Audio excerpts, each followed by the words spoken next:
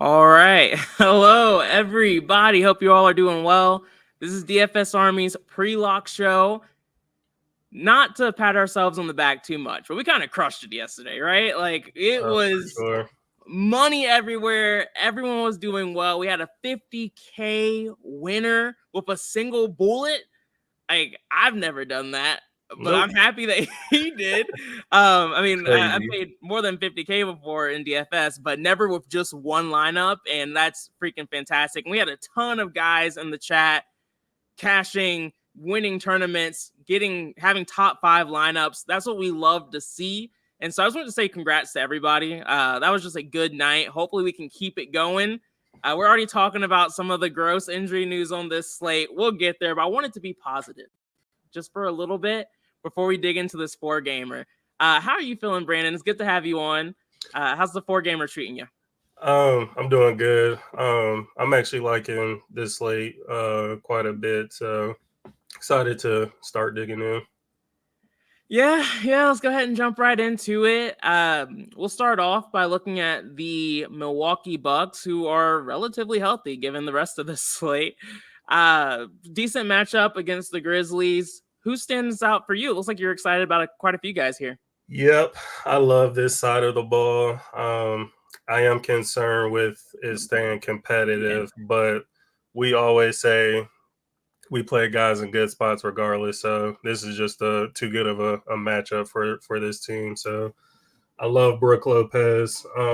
He has a great price, and he kind of hovers around like 30 DK points. So in this type of matchup, I think he can for sure surpass that and pay that price tag off. It's hard not to like Giannis tonight either. I mean, he should do it all tonight, and I could even see him getting close to a triple double. So wouldn't be surprising if he just nukes tonight. You can say the same for Lillard, second star on this team. Just hard not to target both of these guys in this kind of matchup. And then Prince, I don't want to like him, but only reason why I'm willing to play him is just because he's seeing over 30 minutes a game and he's cheap.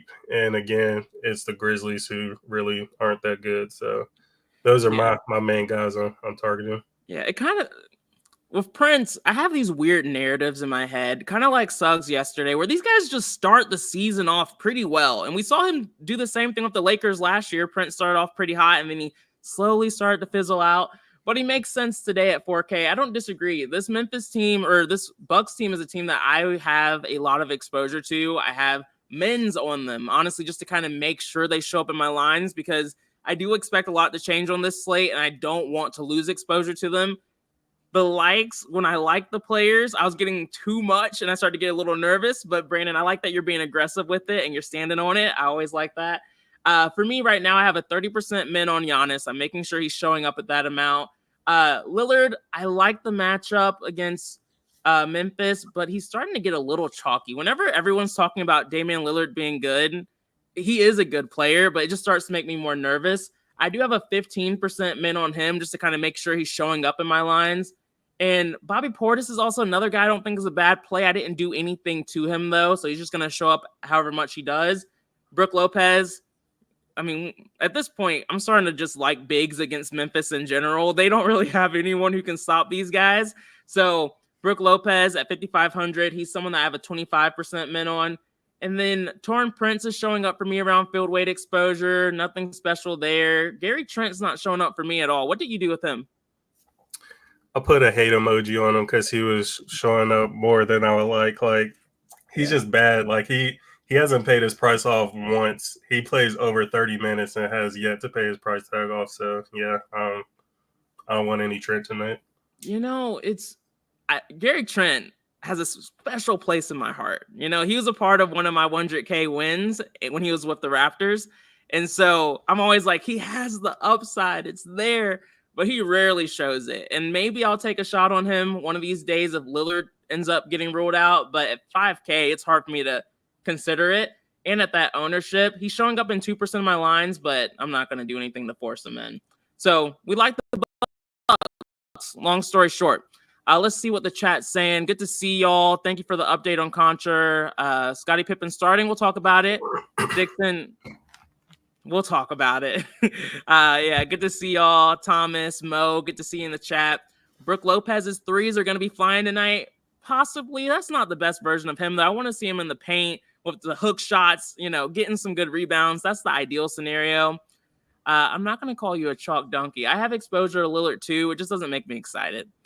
All right, now we'll talk about the Memphis Grizzlies. I was trying to procrastinate because this whole situation is a bit of a shit show, not going to lie.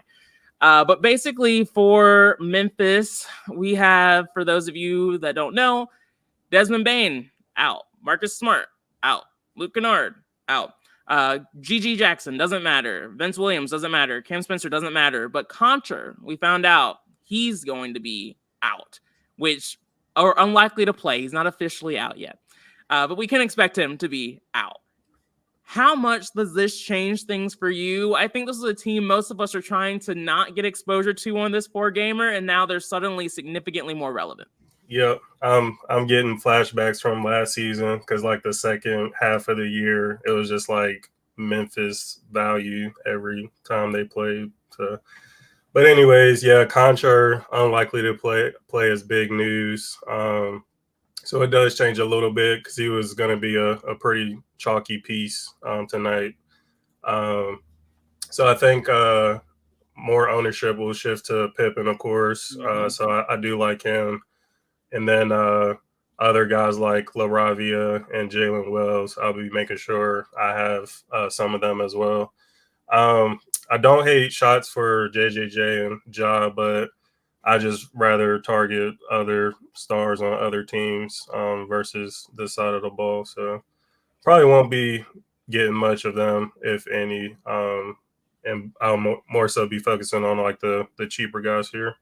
Yeah, I don't like it, but I'm doing it. Mostly because no one else is. And the Bucks, their defense doesn't really concern me too much these days.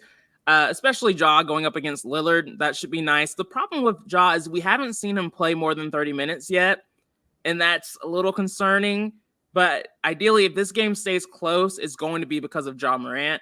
And so he's someone I want to be over the field on. And thankfully, he's low owned. And so I don't really have to go too crazy on this. I can have like 10 to 15%. I have decent leverage here. If he fails, I still have 85% of my lines left. So not something you want to go too crazy on. I wouldn't do it in single entry. But I am going to take a shot on Ja tonight, given the matchup. Jaren Jackson Jr., I don't hate his price tag either at 7,400. I know he hasn't been the best this season, but again, with Contra out, I do expect him to have an increasing usage as well. Pippen, like you said, is someone I'm going to force exposure to. Jalen Wells, I was playing before the news, and so now I just kind of have to go a little bit higher on him.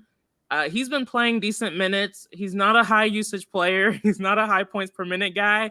He's usually just out there, and you're just hoping he gets a couple of rebounds and scores a couple points. But on a 4-game slate at 3,900, that's really what you need. So, yeah, I don't love it, but I'm playing guys here. Anyone else you want to touch on? Are you interested in any of the centers? Not really. Yeah. We have some better center plays elsewhere. So, yeah, I agree. All right, things get a little bit better moving forward. We have the Rockets going up against the Mavs.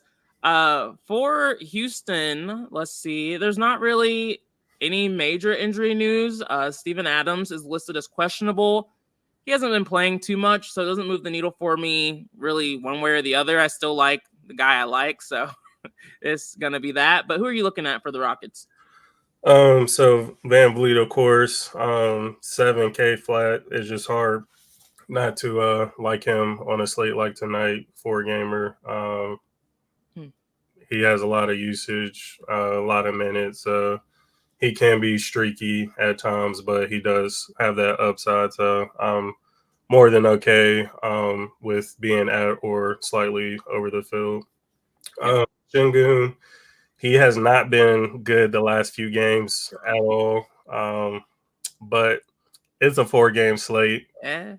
And again, we know the upside is there. Only 5% I'm going to play some. So Dallas doesn't really have a defense I'm too concerned about, especially down low. because I think this is a matchup to where he can do some damage. And then I am forcing in some Jalen Green too. Just kind of the same reasons I mentioned with Şengün, just a low end play. And I think the sim model liked him a little too, so willing to take a shot on him. Yeah. I think for me, Şengün, it's easy for me. Just like with Ja, these are the two highest total games. I'm going to force exposure to the two best guys on these teams, hoping these games stay close. So Şengün, I'm going to be significantly over the field on. Jalen Green, I think that's a good call. He's not showing up for me too much naturally, but I think you're right. It's worth forcing some exposure to him. I'm not going to go too crazy. I'll probably just have like a 5% min on him just to have him showing up in a few of my lines. I do like this game environment. And then Fred VanVleet, I have a like on in the domination station to get him to show up a bit more. And I don't have a min on it, and that's working out well. For those of you that don't know, we are using the domination station. This is DFS Army's optimizer. It's what's had a lot of success. It's helped us both do well for the last few years. If you're interested in joining DFS Army, feel free to click the link in the description and use promo code BDUBB for a 10% discount. That's BDUB for those of you that have trouble spelling. And yeah, that's pretty much going to be it. If you want access to this, if you want access to getting the breaking news when it happens, Upper Slat is on top of that, and BDUB sometimes a madness. And then also the Discord itself is really just clutch. That's where we really just kind of talk through strategies and answer questions. And we'll also do that for a little bit at the end of the show. But if you want more hands-on exposure, that's where the Discord comes in. So yeah, that's pretty much it for me. I didn't really look at the cheapies for the Rockets. Nope. All right, next up we have the Mavericks going up against the Rockets, and the Mavs. Let's see. For Dallas, no real injury news here. So who do you like here? Are we taking another shot on Clay or no? Are you over it? No, I'm going right back to him. I'll start with him, I guess. So, I mean, he's as streaky as it gets. If his shot's not falling, he's going to tank your line. But if it is falling, I mean, he can win you a tournament at 10% ownership. So, willing to go back there. And like you said, I do like this game environment. And I know the shot attempts will at least be there, so I just got to cross our fingers and hope they're dropping tonight. I think Kyrie is the obvious play here. I'll have quite a bit of him. He's still way too cheap and is just playing on a different level so far this season. Love PJ Washington as well, 4,800. He's been kind of quietly smashing a few games so far. So, he's looking really good. And then I do have quite a bit of Lively and Gafford as well. I think if I had to choose one, I like Lively a bit more. He's just been looking better than Gafford. But I do like the price on Gafford as well. So, yeah, I have a little bit of everybody on here.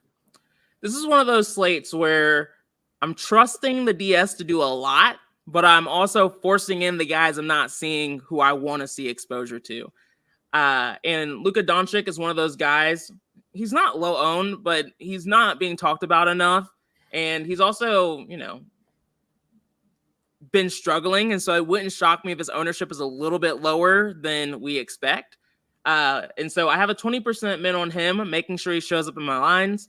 Kyrie Irving shows up by himself. I didn't do anything to him in the DS. Klay Thompson, I have a like on, and I have a 20% min on, just to try to make sure I'm over the field. Like you said, Brandon, like he's streaky as all hell. It is just as likely as that he is the reason we don't win tonight as the reason we do win.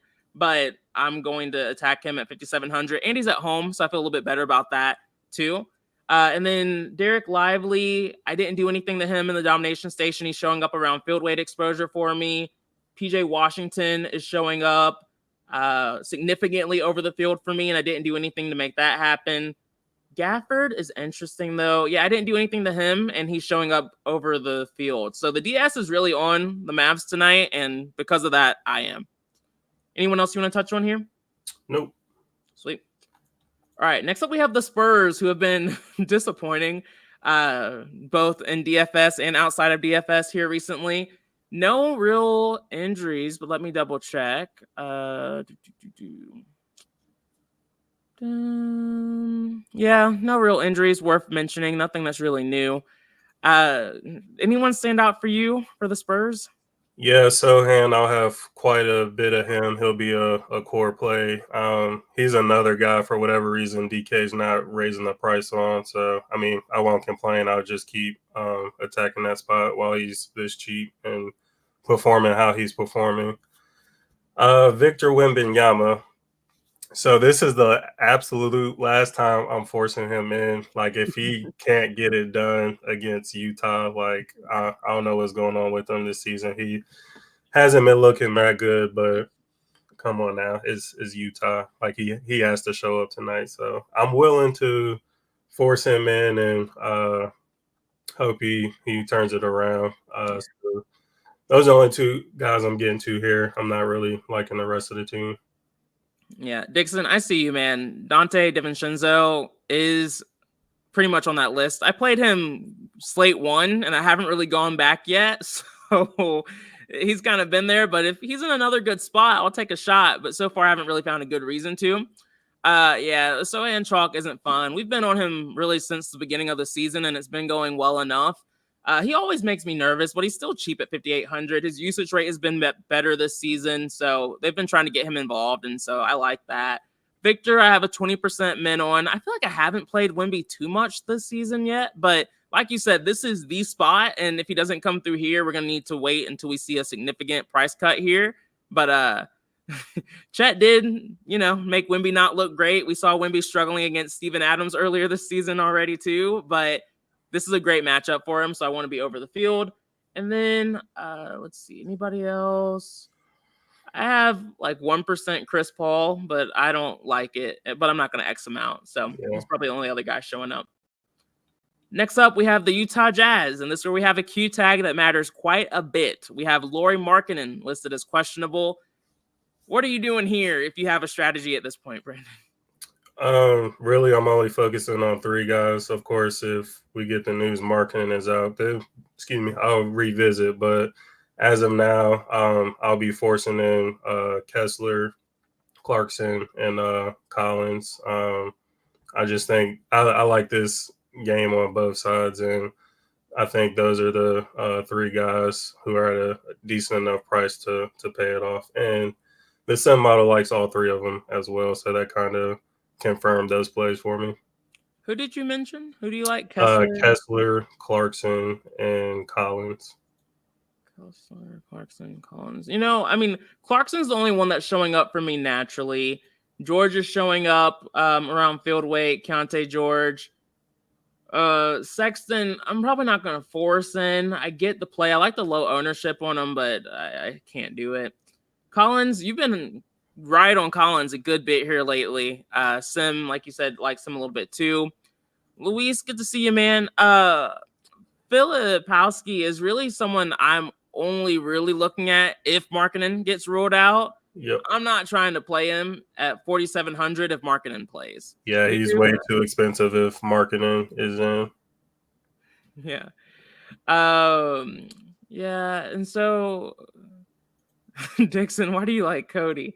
Have you think about Cody Williams at all? He is seeing a lot of minutes. Not really. Yeah, me either. So for me, it's also probably going to be forcing in Kessler, and that's it. Any other Jazz? Clarkson, I'm slightly over the field on, and then George, I'm just right around field weight. I'm just not overly excited about this game, sadly. Next up, we have the Suns going up against the Clippers. This is one I like a bit more. The Clippers, the Suns, they do have a pretty big Q tag. Bradley Beal, we haven't gotten an update on that, have we? Not yet. Yeah, so Bradley Beal is really the big piece of news that we're waiting on here. But for now, what are you doing? Right now, I only changes I made was putting them in on KD and Booker. Yeah. It's not my favorite matchup, but this Clippers team is pretty much depleted, and I do like the prices on both of those guys. So short slate, I gotta have guys like those two with the upside that they have, and then Tyus was showing around field weight. So if he falls off, I don't mind forcing in like 10% just to be around field weight. The he hasn't really shown much upside, but I think he could potentially get there at his price. Yeah, and I've seen guys in the Discord, and I see Dixon too talking about Nurkic. You didn't get there? Nah, he's just way too inconsistent for me, to be honest.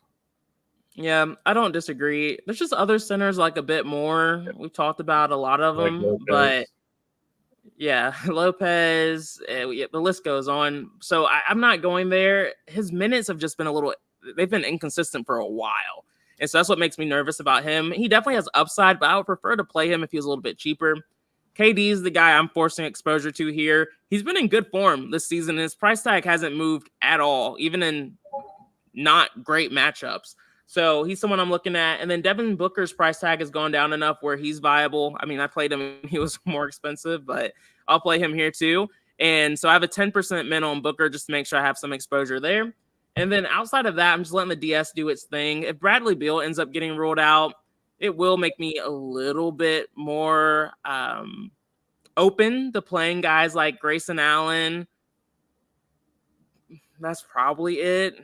Do you have any thought processes for what you might consider here if Bill gets ruled out? Yeah, maybe Grayson and maybe a little Ryan Dunn, but I wouldn't go too crazy there. Yeah, I agree. All right, and then last but not least, we have the Clippers going up against the Suns. We know Kawhi is out, and he's been out for a minute. So that's what makes this team more viable to play from a DFS perspective. Zubac Chalk Night. What are you doing here? Yep, so I'll start with him, I guess. I'm happy to see his price drop back down. I'm gonna play him. He didn't look too great last night, but this team just has no depth, especially at center. So I'm willing to eat that chalk. And then same with Harden. No Kawhi, and again, this team is just depleted. He's going to suck up all the usage. Still a decent price, 9,100. So he'll be a core play tonight. And then I do like Powell as well. He's still a decent price, and he's had some pretty good games so far this season. So he's a guy that I usually hesitate on playing, but just the form that he's currently in, I don't mind being over the field on him tonight. And then Chris Dunn is probably my favorite value play on this team. He's been averaging 20 minutes and been getting close to 20 DK points on a slate this small. He can be a difference maker for sure. And then I also wanted to point out that I gave Amir Coffey the hate emoji because he's another player that's just really, really bad. And DS was kind of pumping him in early, so don't like him at all. Yeah, I'm still making some adjustments to my lines. I was going to ask you how you felt about Amir Coffey because he was showing up a ton for me. I put a 20% cap on him just to try to limit how much he shows up because he's one of those guys that rarely ever does anything. And he's just a very low usage rate player, low points per minute guy, just not someone you're overly excited about. I have a 60% exposure maximum on Zubac just because I hate Zubac chalk. The matchup's really not great. Nurkic is a pretty good defender. And the only reason why I didn't fade him and go under the field is just because of what you said. He's seeing a ton of minutes, and at his $6,500 price tag, he just makes sense from a DFS standpoint. So I'm willing to be over the field, but I do want like 40% of my lines to be completely different than everybody else's. And so that's why I capped him there. Let's see who else is showing up. Amir Coffey. James Harden was showing up a lot more for me. Now he's showing up a little bit closer to field weight exposure, which I'm fine with. I think Harden's priced appropriately for what he's doing here. I think he's a really good single entry play. I think he's a good just option tonight for DFS. But in my GPP lines, I don't really feel like I have to have exposure to him in comparison to some of the other lower owned guys I'm playing. So I'm okay with that approach. And then who else is sneaking in lines? I know you mentioned Chris Dunn. He's showing up around field weight for me. Powell, I'm surprised I'm not getting more of. Did you do anything to make him show up a bit more for you? Yeah, I just threw a like on him, and I'm getting like 45% now. Yeah, I like that. I want to see a little bit more. Right now, he's only showing up in about 15% of my lines. And then what about Derrick Jones Jr.? Are you getting any of him? I considered him, but he's just gonna be a guy where I let the DS kind of dictate how much I have. Yeah, he's in about 10% of my lines, and I'm okay with that number. Yep.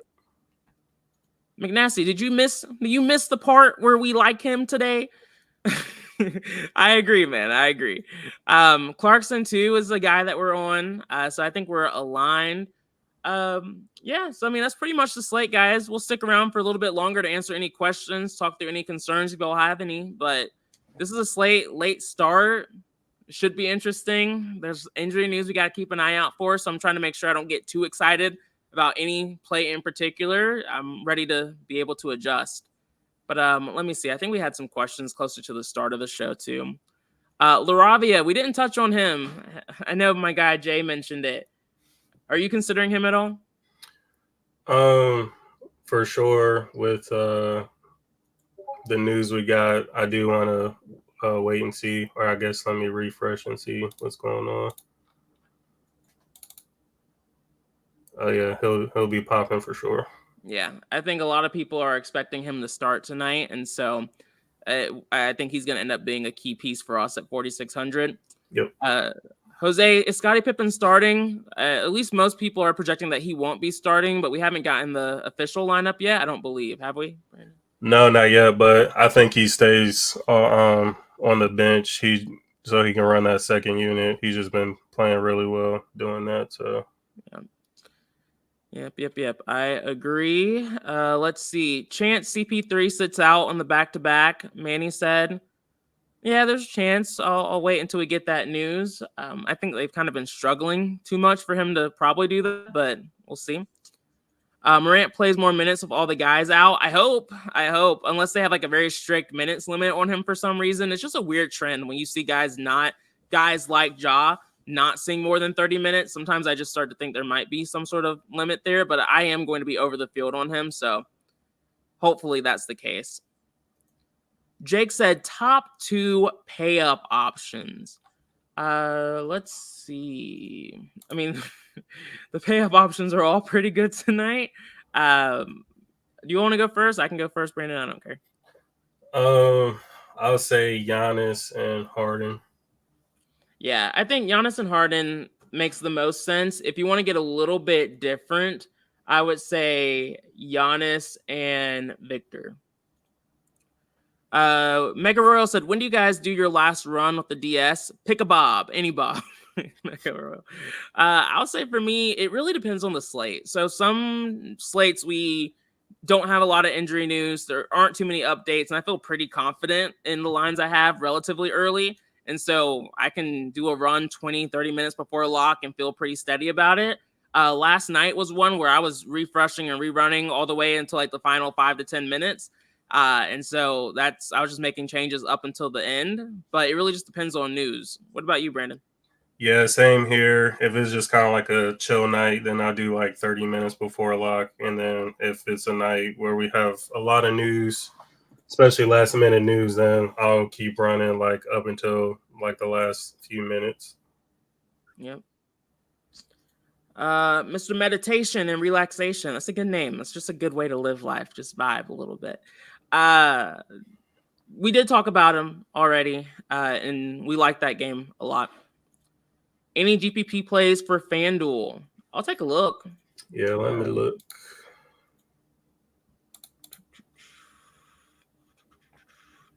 I mean, I think it's the same. Şengün is one for me. I'd say Brook Lopez over there too. Yeah, and Brook Lopez. The center position is really where I would probably want to get different. That's really the only guys really standing out for me at this point. Jose said, any cap on players per team? Not for me today. I didn't make any. And I also rarely ever do make rules, especially on a 4-gamer. I almost sometimes like having more exposure to a team on a slate like this than usual. So I'm significantly less likely to put a cap on a team if I ever was going to. But what's your thought process here? Yeah, same. I never want to rule myself out of a win. So I typically don't do that. Unless it's like showing like 6 from a team or something. Yep. Dixon said, question, does Torrin Prince have a 30-point game in him if his threes are falling? Because that's how many points the Grizz are allowing to small forwards this season. What's his ceiling? Let me see. Or do you have any quick thoughts here, Brandon? Yeah, I mean, maybe right under 30, I would say. I mean, we have him at 25 on the DS, so I think 30 is asking for a lot, but I mean, I won't say it's not possible against this team. And like you said, if his shots are falling, he can get there, especially if he can rack up some boards and maybe like a couple steals or blocks or whatever. So yeah. And Dixon, you'll be excited. Starting next week, we'll have my guy Shwami on here. So we'll start talking through some props. And so we'll have a little bit of the Sharp app and a little bit of DFS Army talking through both sided things to really hopefully come together and just do well on both. Wendy said, do you guys set a minimum salary cap on DK? For NBA, no, I don't. Do you, Brandon? nope, not at all. Force Wielder said, thoughts on Royce O'Neal? What are you thinking, Brandon? I actually haven't really gave him any thought. I wish he was a bit cheaper, but I'd be okay. Like if he showed up 5%, I wouldn't want too much of him, to be honest. Yeah, he's someone that I would like a bit more if Bradley Beal was out. Just Yep. slight increasing usage, that kind of thing. But assuming Beal plays tonight, I'm not planning on going there for now. So yeah, y'all, that's pretty much the slate in a nutshell. If y'all need anything, reach out to us in the Discord. Happy to help. But yeah, that's going to be it. Good luck, y'all. Peace out. Bye.